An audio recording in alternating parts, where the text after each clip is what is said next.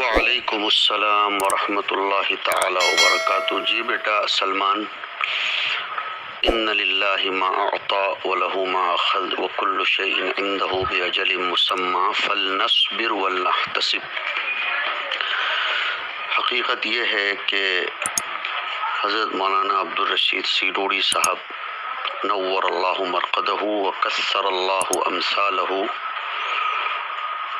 وہ صرف آپ ہی کے استاذ نہیں تھے، حق یہ ہے کہ وہ بلا واسطہ اگر آپ کے استاذ تھے، فضلائے جامعہ کے استاذ تھے، وہیں بالواسطہ جلالین کی تحقیقات کے اعتبار سے میرے خیال سے وہ ہندوستان بھر کے مدارس کے طلباء کے استاذ تھے۔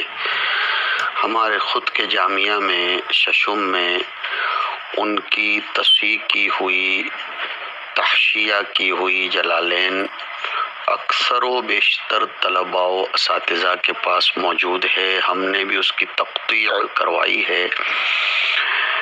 اس کے علاوہ بھی مولانا کی شخصیت بہت سے جواہر سے آراستہ پیراستہ مرصع تھی، بالخصوص استعداد سازی میں، پختگی استعداد میں، حل عبارات میں، متون اور فنون دونوں کی جامع شخصیت مولانا تھے۔ آج کل افراط و تفریط چل رہا ہے، کچھ لوگ کہتے ہیں فن مقصود ہے کتاب مقصود نہیں، کچھ لوگ کہتے ہیں کتاب مقصود ہے فن مقصود نہیں۔ مولانا کی شخصیت کو میں ان کے دارالعلوم ماٹلی والا کے زمانے سے جانتا پہچانتا سمجھتا تھا۔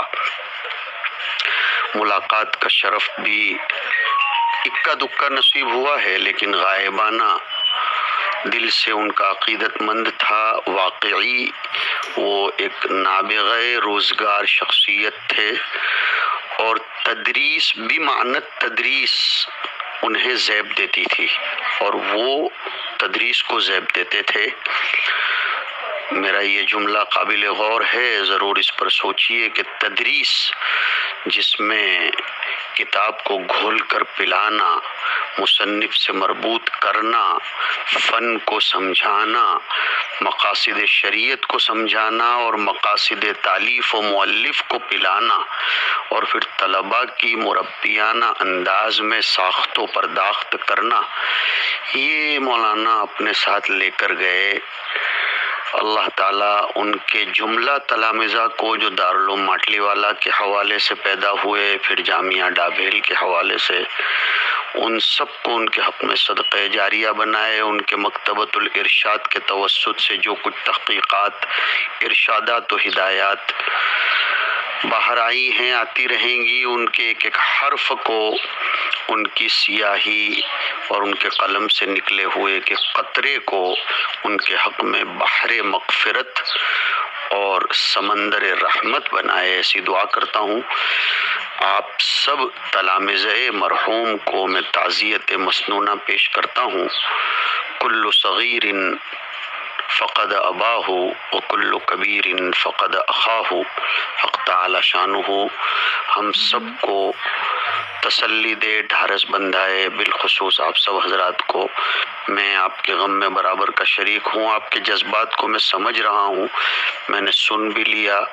واقعتاً ایک شاگرد کو اپنے استاد سے ایسی ہی محبت ہونی بھی چاہیے، اور برجستہ وہ آیت میرے ذہن میں آ رہی ہے کہ الم یجدک یتیما فآویٰ، ہم سب یتیم ہونے کی حالت میں مدرسوں میں آتے ہیں۔ کون سا یتیم؟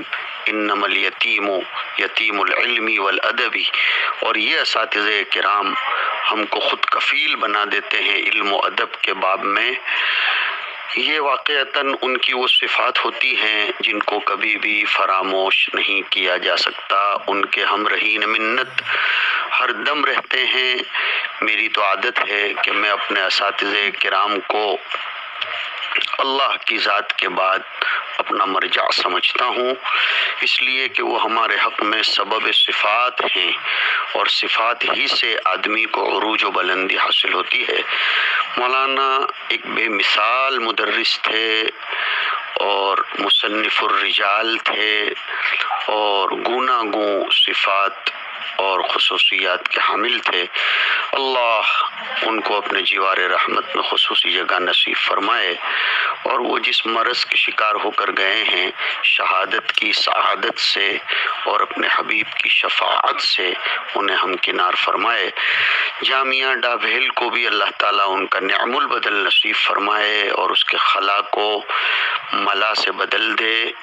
یہی چند کلمات اس وقت تمہاری خدمت میں پیش کر رہا ہوں، مناسب ہو تو کسی وقت فون لگا لینا۔ والسلام علیکم ورحمۃ اللہ وبرکاتہ۔ محمد فاروق مدنی، خادم حدیث، جامعہ کلکوہ۔